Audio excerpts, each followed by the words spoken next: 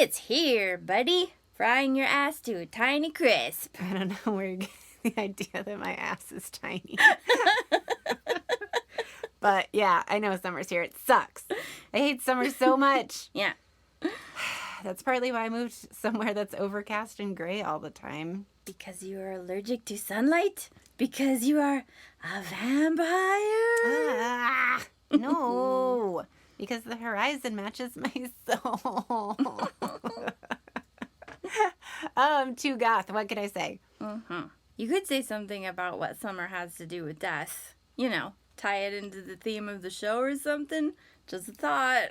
Yeah, that's probably a good idea. I'm not actually that goth anyway. I don't wear black every day, and I hate vampires. Wow, racist? Well, I've yet to meet one I like. So yeah, I'm going to say they're all a bunch of creepy, old, pasty, sickly looking...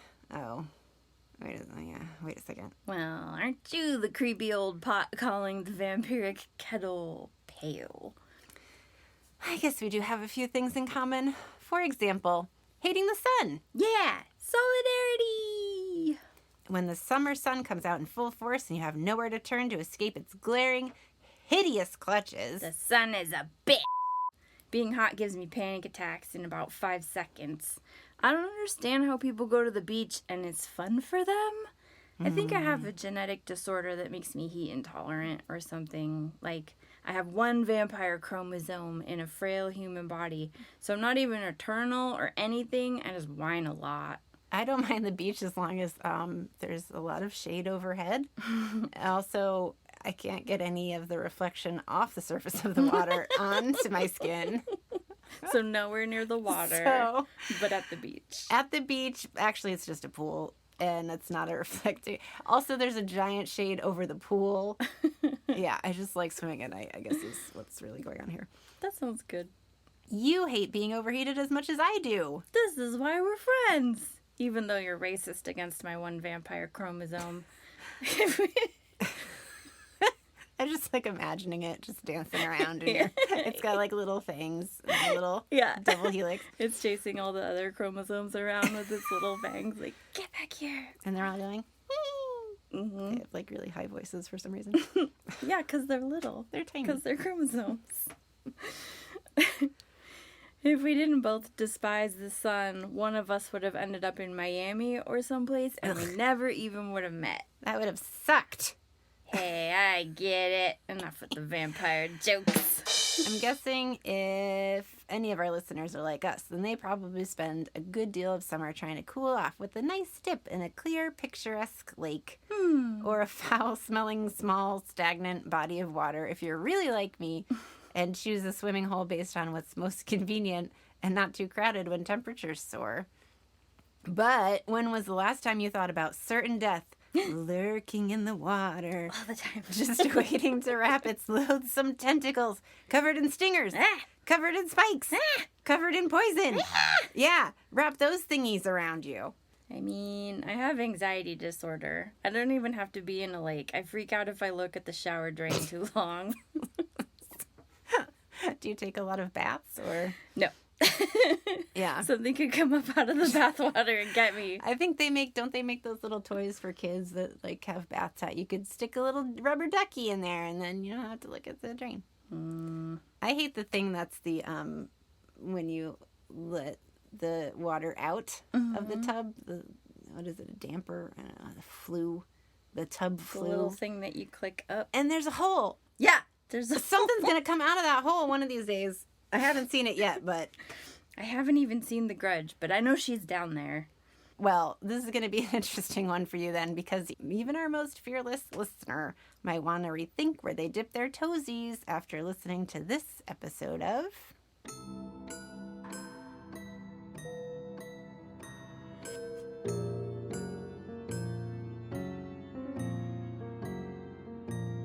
Death Party! What better way to adopt a whole new appreciation for your local murky, gravelly swim spots than by learning about some truly treacherous things that live beneath the water's surface? Well, because that's what we're talking about in this episode. Grotesque creatures. Creatures with huge, pointy teeth. Creatures that'll swim right up in your tenderest bits and feast upon them all. Ah! Like, Gross. have you ever gone to a swimming hole as a child and felt something slimy wrap around your ankle? Which you knew beyond the shadow of a doubt was absolutely the most hideous creature known to science. Unless, of course, science hasn't even discovered it yet. That's how hideous it is. When I was a little kid, we would go swimming in this murky lake in southern Illinois, and there were f***ing snapping turtles in there. There are snapping turtles in Lake Champlain, or at least that's what my uncle told me, and I don't know if he was just trying to psych me out. But, yeah, scary. They're the worst. And I was like, ooh, turtles. And then one day, one of them had crawled up, and it was in the bushes next to the house. Well, I thought they're supposed to stay in the water. Yeah, you would think. And so my dad got a broom, and he was trying to, like, shoo it away or whatever. And he was like, poke. Oh. And then the f***ing thing just bit the whole entire broomstick in half. What? Like it was a cracker. This little turtle cracker. Oh my god. Just no effort at all. There was one broomstick, and then boom, 2 littler broomsticks. Wow. Just bitten. That turtle was like, you, bro. Oh my god. They're terrifying. What a delicious little toothpick you brought me. Yeah.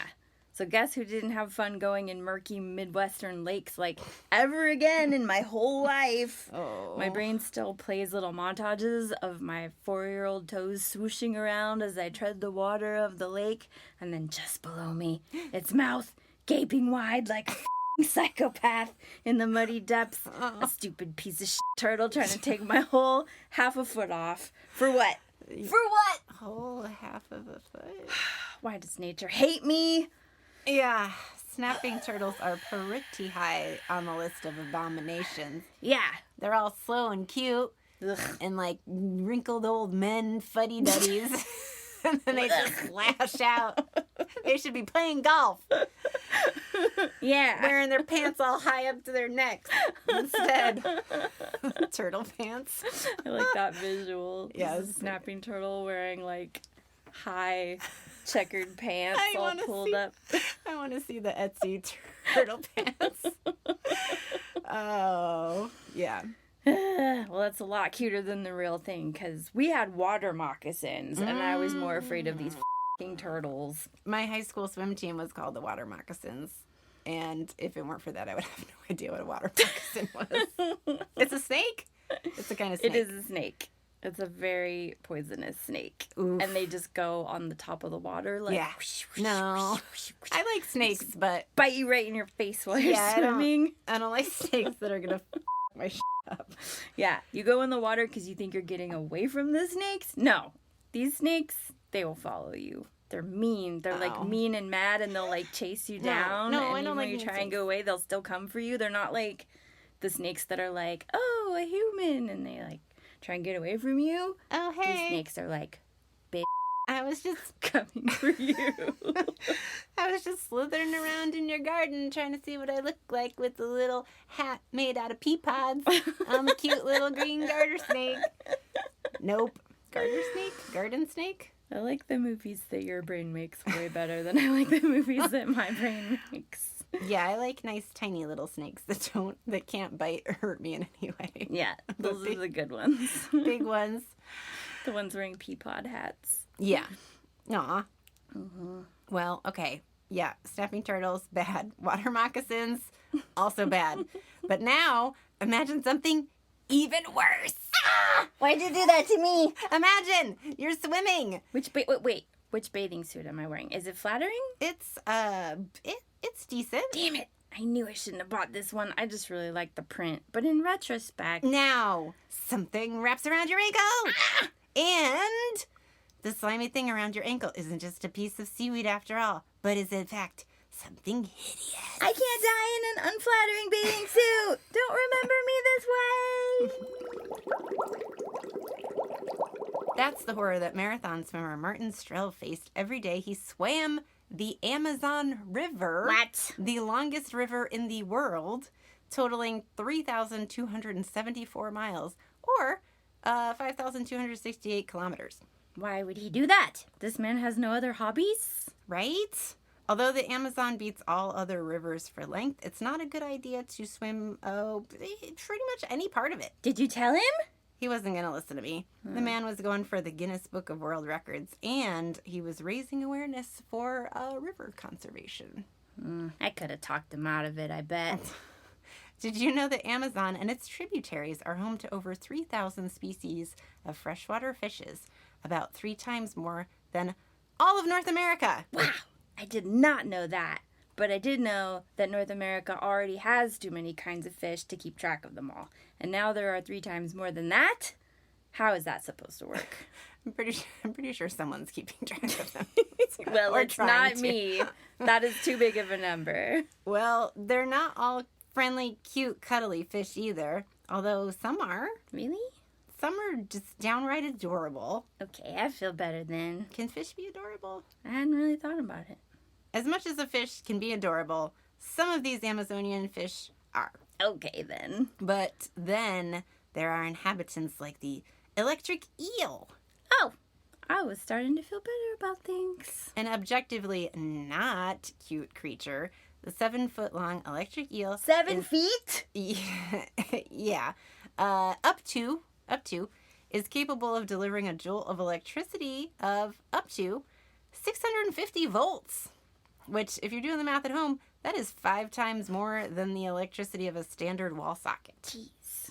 Probably wouldn't actually kill a person, though. Really? Unless they were small, or had heart issues, or had small heart issues, or had issues of Small Heart Magazine. The magazine, chock full of heartwarming stories about people who do the very bare minimum nice thing for other people, but we're so starved for heartwarming stories as a society that we'll subscribe anyway because it's the best we're going to get. Wow. I need to subscribe to this magazine. Small Heart Magazine. A shock with that kind of juice is capable of stunning an adult human. Are there no regulations? For the voltage of the eels? Yeah. I don't think they've been able to put those into place, no. Wow. They need to. Somebody better figure that out. I got a guy. I'll see what he can do. All right. Good. In addition to the electric eel, piranhas can also be found in the waters of the Amazon, although their reputation is worse than the harm they have historically done, as human encounters with piranhas rarely result in serious injury. I watched this weird Florida kid on YouTube, and he finds them in the sewers in Florida and collects them. He put a bunch of them in a kiddie pool, and then he went in there later to move them because they were getting really big, and one bit him. What are they doing in the sewers? They have all kinds of shit in the sewers in Florida. It's not what I want to see. I'm walking over a sewer grate. It ruined me enough on sewer grates. I don't also need to think about piranhas being down there. Mm-hmm. Oh my god, gloves, dude. Use gloves. That's what they're for. Nice, thick, piranha bite-proof gloves. It bit his leg, but I guess if he had gloves, he could have slapped the piranha across the face with one after it bit him. How dare you, sir! Piranhas travel in schools, sometimes numbering in the hundreds. Yuck! And it's the whole greatly outnumbering humans when they decide that we're prey thing that makes them so fearsome. Case in point, one locust. Not scary. Say that again when one falls in your hair and starts buzzing like a chainsaw. Okay, but also, swarm of locusts, way more scary. Scary like, what in the name of apocalyptic hell on earth is happening? Swarming. So late 1st century, am I right? The good news vis-a-vis piranhas is their creepy frenzied eating habit in which they swarm their prey in a coordinated group attack only happens when food is scarce. So if you still want to swim in the Amazon, No, thank you. take a page out of Martin Strell's book and have someone in a boat near to you throw piranha food to distract them away from you. What? Dude, rent a pool. Take the money that you were going to spend on piranha food and just rent a pool. Brought to you by Swimply. Swimply, now with piranhas. Swimply, for all your piranha pool meeting needs. Swimply, no extra charge for the piranhas. Unfortunately, the piranha food was only tossed over the boat's side after Estrella had already been attacked by them. But he didn't die, and now he's got a cool story. Here's another cool story. I've never had to write a goodbye letter to my family in case I got eaten by a fish. He's like, this dude would swim for like somewhere between 5 to 12 hours a day, and he would like eat in the river, I think, too. What? So I don't know if he ever got out of the water, which means, was he taking a dump? Was he doing? Oh, definitely. He was pooping all over that river. If he was eating in the river, he was pooping in there. So I'm imagining him writing on like the soggiest paper, just like, dear family, I am currently getting eaten by piranhas. If I don't make it. After the first piranha bites him, he's like, last will and testament. Ow! Should have done this before. When I was on land, which I haven't been in like 8 months. Strella's motivation for these world record distance swims was to draw public attention to increasing aquatic pollution. Too bad there wasn't more of it. It might have killed off the piranhas. Then he wouldn't got bit. Fortunately, Strella did not have any run-ins with the tiny parasite known as the vampire fish. Ew, gross! Which is it's really gross, and it is definitely fatal to humans. I'm desperately trying to not imagine the possibilities. Yeah, I'm going to go ahead and leave it up to listeners to look that up in case they want to get acquainted with those hideous creatures, which are the dry kindling fuel to the nightmare flames that are currently licking up the back of my brain. All of Strella's hard work raising awareness of aquatic pollution and you, madame, have inspired me to pour bleach into all of the world's rivers. Funny thing, they also eat bleach. What? No, they probably don't. Oh, God damn it.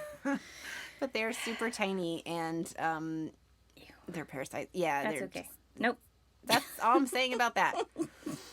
Eels and piranhas might be relatively small compared to humans. 7 feet small. That's on the high end. Ooh. But the Amazon is also home to apex predators like black caiman. These are members of the alligator family. Females like to make their nests along riverbanks, so get the out of there. Just, what are you doing along that riverbank? You think that looks like a nice place to just pull up your pants and wade around a little? Nope. Why are you doing this to me? They are doing it to us. They're so big. They can weigh 1,000 pounds or 450 kilograms, if you like. I do not like. And I'm stuck in America, so I don't even know what kilograms are. That was more for the listeners in other countries. Yeah. Americans will do anything but use the metric system. So, can you give me a measurement in football fields or elephants? It's 1/12 of an average elephant. That's too big. That's what I'm saying. 18 black caimans would cross the football field. No! Wait, how big is a football field? It's about 14 elephants. Dang! And black caimans have so many teeth, and they are so low to the ground. But then they snap at you up out of the water with just their creepy little eyes sticking out. What is such a dangerous creature doing so low to the ground? It is so high in the food chain and yet so close to the ground. Why? Whose idea was this? No one knows. I need to speak to the person in charge. Give me a predator that's cute and small and acts like it's like bigger than it is. Like a chihuahua. There's a reason I live near chihuahuas and not near alligators. Caimans. It's not an accident. I'm not sure chihuahuas meet the classical definition of a predator. Maybe if you're a chicken nugget. If the alligators and piranhas weren't enough toothsome danger lurking in the shadows for you, don't worry. The Amazon is also home to green anacondas and bull sharks, both of which are also capable of killing adult humans. Great. Green anacondas are the largest snake on the planet by weight. Any guesses? 1/16 of an elephant. Some have tipped the scales at more than 550 pounds. Good God. 250 kilograms. And they tend to be among the longest snakes as well. If that wasn't terrifying enough. Coming in at 30 feet or 9 meters. But a green anaconda of that size is unusual, as their average length is just a mere 18 feet, or that's all. 5.5 meters, or 1/66th of a football field, if you must. Oh, okay. So about 1/22nd of an elephant. 22nd of an elephant? That's still overkill for a snake, if you ask me. That's 1.5 black caimans long. That's really long. Too long. Too much longness. They're constrictors, so if you chance upon one in the shallow, slow-moving water where they prefer to while away their days, hey, they're not venomous, so biting you is not a concern. I mean, it is a concern because after they bite you, they... Yeah, so being squeezed into death by asphyxiation, that's the concern there. Yeah, that. Remember, this thing can weigh over 500 pounds. Yep, 1/22nd of an elephant. So killing a human isn't particularly challenging for them. Just what I wanted to hear. Fortunately, their diet generally consists of prey as small as birds and fish, and up to bigger creatures such as deer and even caimans. The ultimate death match. So if you're unfortunate enough to encounter an anaconda and a caiman in the Amazon, try to remember to just throw the snake at the caiman, and with any luck, the serpent will eat the gator instead of you. This is a risky move, however. Throw a 500-pound snake at a 1,000-pound crocodile? Sure. Piece of cake. Anything else I should know? Start bench pressing now. Despite their massive size, green anacondas actually have really slow metabolisms, and they can subsist for weeks or even months without a meal. The snake not being hungry, it's a real fly in the ointment for the throwing the snake at the gator plan. Truly, its only fatal flaw. But safe to say at least one Florida man has tried it in the recent past. Definitely. Do you remember that article about the 13-foot snake that ate the 6-foot alligator and exploded? That was in Florida. No, I do not. But yeah, that makes sense. Yeah, you think your problem is going to be stuff that's supposed to live in the Everglades, but what you don't know is that there's also stuff that's not supposed to be in the Everglades, but it's there anyway. Right. People in Florida just buy fancy snakes and then they just toss them out the car window when they get bored. Aww. And then the snakes don't stop growing, and then they eat all the alligators, and then we can't eat alligators because there aren't any left. I ate alligator on my first visit to New Orleans. Wow, count yourself lucky, because I tried to order alligator the other day and they didn't have any, and I think it's because the snakes ate all of them. I don't think that's why. Oh, it is. I lived in Florida for a bit. I would see people driving around with boa constrictors just hanging out their driver's side window like it was nothing. And dudes on motorcycles with no helmet and no shirt. But you know what they did have? Boa constrictors? Yep, they're everywhere. One night, I went down to a pond in the middle of a trailer park and I clapped my hands. And just like that, you can see all these little shining alligator eyeballs pop up out of the water and look at you. No! Why would you do that? Because I wanted to see them, obviously. Ugh. And I threw them Skittles, but they wouldn't eat them. I think they were afraid I was going to throw a snake. How did you make it out of Florida alive? Just dumb luck. Mm-hmm. In my defense, I didn't know that they can run really fast at the time. Yeah, they can run really fast and their jaws are like, I don't know, the pressure equivalent of a fucking crane or something. Yeah, I knew that part. Something like that. They run really fast. They're so fucking low to the ground. Probably just trip you to death or something if they really wanted to. And then snap all those squillion fucking pointy-ass, tiny, terrifying little teeth into your human flesh. Yep. Continuing along our toothy tour, bull sharks, well, those can be pretty lethal, but likely a lot less lethal than you might think. Or at least they don't account for very many human fatalities in a year. Any guesses as to where this shark attack research is coming from? I'm picking up on a theme here. 88 alleged shark-human interactions. That's so polite. Interactions. Maybe the sharks were the victims here. We're not placing blame. We're not shark racists. Exactly. I mean, humans are often the ass in any equation. You're not wrong. These interactions were investigated by researchers in 2024. And yes, of course, that That research comes out of Florida. Ding dong. It may have lovely beaches, but it also has freaking alligators, sharks, and, worst of all, lots and lots of sunshine. Ugh. If the gators don't get you, the sunshine will.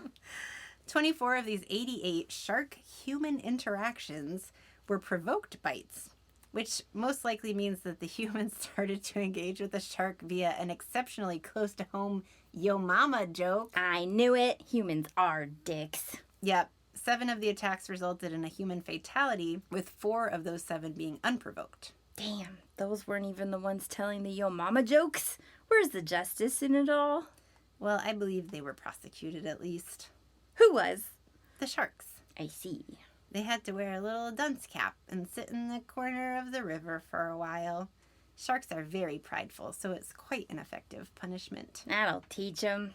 Sadly, the statistics did not include major injuries, so we can't report on that. Like the surfer gal, you remember, who got her arm bitten off when she was surfing, and then she became the subject of at least one feature-length film because she just kept on surfing. Ain't no losing an arm to a shark gonna drag me down. Nope. I'm gonna surf in Australia all the damn time. It's gonna be great. Films like that, of course, bring more visibility to instances where sharks attack and injure people, which then makes it seem like shark attacks are disproportionately more common than other animal attacks. But we'll come back to that later. Did the statistics include how many sharks were killed or injured? No. Wow. Biased much? Another note, the numbers I just quoted did not include instances where sharks attacked a boat or bit a human who was already dead. Bit a human who was already dead. Yeah, so this CBS article left much to the imagination on that one. Yeah, my imagination is real busy over here right now. My initial thoughts were either that, one, whatever bodies of water where shark bites occur happen to be chock full of corpses for reasons unrelated to the whole shark attack thing. Florida. Or, two, people are intentionally using human corpses like chum because the land where shark attacks happen is chock full of corpses. You seem to like saying chock full of corpses, but you could stop that now. I make no promises which I cannot keep. I guess if it keeps you from bringing up parasites. Yeah, it probably won't. I was surprised to learn that most of 2024's unprovoked shark attacks happened in the United States, which has been the case for multiple years now.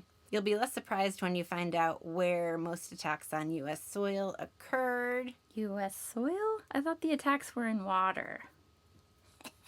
Yeah. It's Florida, isn't it? Yeah, it's definitely Florida. Yep, 1 out of our 50 states was responsible for half of the worldwide shark attacks in 2024. And it's the state that is the butt of most state-based jokes, even though it looks like a penis. Florida. And hey, I'm not saying the criticism of Florida is deserved. Oh, I lived there. It is. But damn, just adding to the list of reasons to stay out of that state. Yeah, it's a long list. In its defense, though, most of the states don't touch the ocean. Yeah. So it would be a bit of a feat for it to be like Utah has the most shark attacks. Though I wouldn't put it past Texas or Missouri to throw the numbers with some grossly oversized aquarium or something. But Florida's whole limp dick of a state sticks out into the middle of the ocean, so they didn't really stand much of a chance to not get eaten by sharks. Still, that's a large percentage of the entire world's shark attacks. Mm-hmm. I take it you won't be visiting anytime soon? No plans. Are you concerned about participating in a shark-human interaction? No, I am not concerned about that. I am more concerned that it's known as the Sunshine State. Sunshine!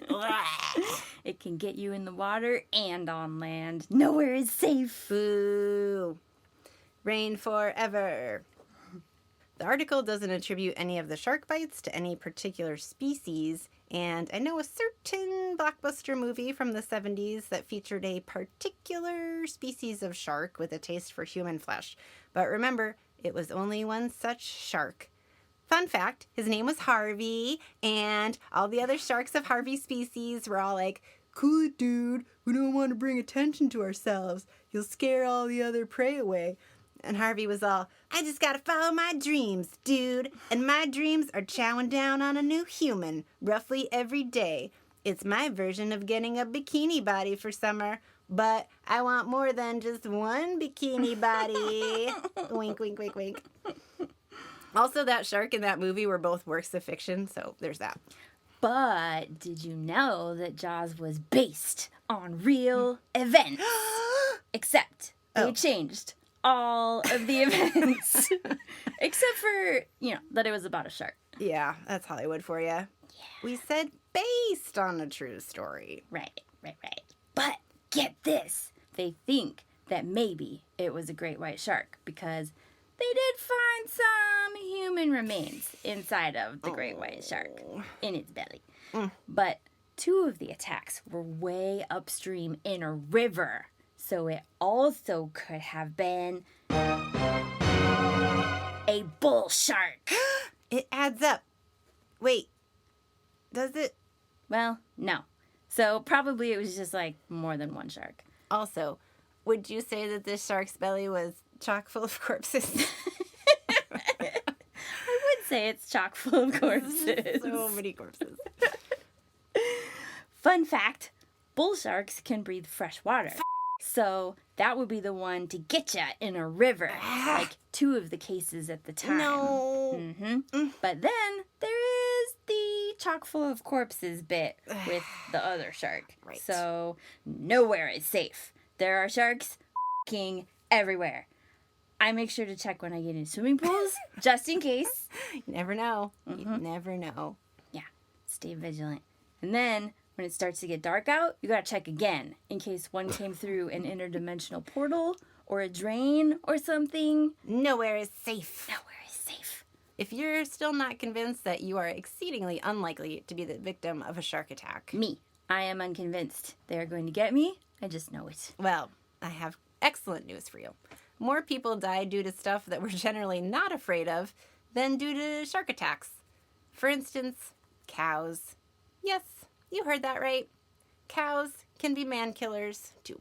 New fear unlocked. Wait, were you trying to make me less afraid of sharks? I think I'm just more afraid of cows now. Well, unlike sharks, humans actually have the hubris to physically push these giant land dwellers around, even though cows have the size advantage. So, unless you're planning to shove cows around, you're probably safe. Hi, it's me. I need to cancel our plans for Friday night. Okay, cool, bye. Case in point, we're more likely to get all up in a cow's business than we are a shark's business. True. Wait, what exactly is a shark's business? I don't know. It's none of my business. Now, some might say that the higher numbers of death by cow can be attributed to the fact that there are more cow-human interactions overall in a given year, and that humans tend to invade cow turf more frequently than shark turf. But any such naysayers have clearly never looked a bloodthirsty bovine in the eye and lived to tell the tale. Just when you thought it was safe to go in the water. No, the cows aren't in the water. Right. Got it.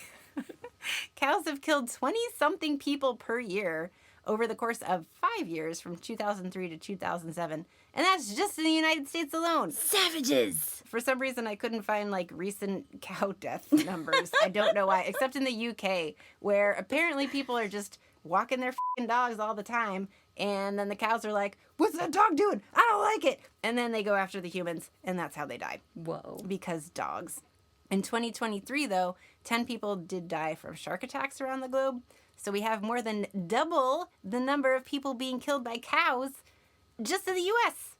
Cows are responsible for more human deaths, and yet this fact hasn't been acknowledged with the summer blockbuster movie. The real tragedy. I think this premise has potential. Someone pitched this to the big studios. Get a move on it. Sorry.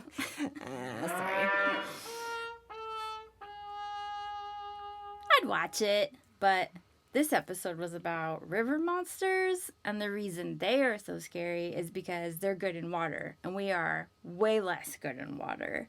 And also, they have a highly unnecessary amount of sharp teeth. It's like they're just trying to make a point.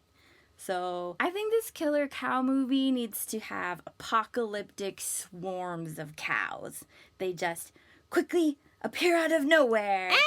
Faster than anybody can figure out where they came from. And then they have all these razor sharp teeth. No. And they zoom past and take bites out of everybody. Zooming. That's what's really scary. It's not things that can kill you. It's things that can take big old bites out of you. Oof. Yeah, agreed. I don't really want anything killing me, but I really don't want anything chomping bites out of me. Yeah. And taking chock full of corpse bites out of my flesh. Yeah. So this cow movie. Cows are only half a great white shark long. How many elephants is that? I didn't calculate that. Okay. I do have a chart that I made though. But it's big. It's not 1/15 of a football field or anything. So then, at the end, just when the humans think they're getting the upper hand over these swarms of aquatic piranha cows. When did they become piranha cows? They were always piranha cows. Keep up. Just because they had teeth and they move fast? Yes, and they're in the water. Okay. Because this episode is about things that live in the water. Right. That are also scary. So anyways, there's this one big final boss mega cow. Finish him. And it's like, I don't know, cows are already pretty big, so maybe this one needs to be like cow Fulu or something. Oh, I see what you did there. Rising out of the oceanic depths, taller than a building, so there's no way anybody can ever defeat it. No. And as its murdery cow eyes fix on the viewer, you just know this is one river monster that the humans aren't gonna beat. Wait. Is that the end? I didn't even have time to make popcorn. Oh, don't worry. There's a sequel. Oof. Okay, phew. Yeah, there's a bunch of sequels, actually. I don't know where they got the budget to make so many because, honestly, the first one was kind of a flop. I don't know. I liked it in kind of a love-to-hate-it sort of way. All right. Well, by the fifth one, it really jumps the shark. All right. Well, I do have to admire Martin Strell's strategy here with the whole river conservation effort thing.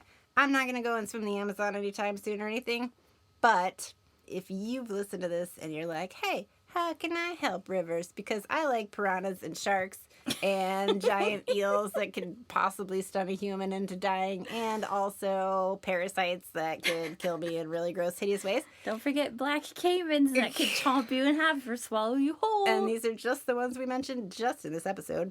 Then feel free to exercise a little bit of river conservation in your own backyard. You could do this by taking shorter showers. Stop pouring household chemicals down the drain. Do people do this? Except for bleach, which will kill the parasites. Don't pour bleach down the drain. Don't use pesticides, fertilizer, plant stuff that's like local and doesn't require a bunch of watering. Drive less. Walk or bike. Many pollutants in our waters come from car exhaust and car leaks. Anytime I can get in a stop driving. Stuff like that. It's easy. You'll love it. You should do it. I'm getting all of this from the Nature Conservancy. You can jump on over to our show notes. Or, if you're listening to this in 2055, because the Earth still exists then, just go to nature.org, because that website's still going to be there. And then you just, search for, how do we protect watersheds? So this summer, when the weather heats up and the horrible, stupid, piece of shit sun makes it so hot, you can't stand it. And you need to cool off in a local swimming hole that isn't chock full of corpses or human-killing creatures. Take a moment to appreciate the world's waterways. But watch out for cows, the ultimate river monsters. Coming to a theater near you. It's not, but maybe.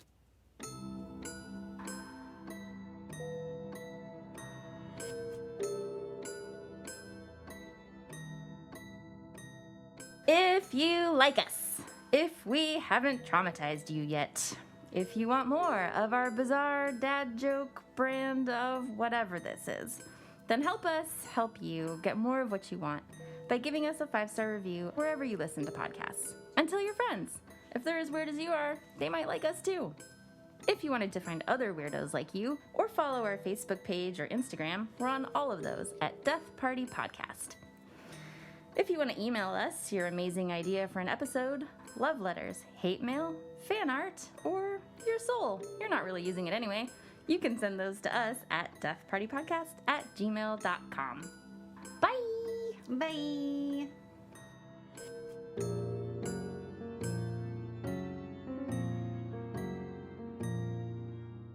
Use surfaces like wood, brick, or gravel for decks and walkways. I have a feeling that not a lot of people are going to be like, wait, what did they say about the kinds of things I should make my deck out of? Conserve the Amazon by building a wooden deck. Do your part.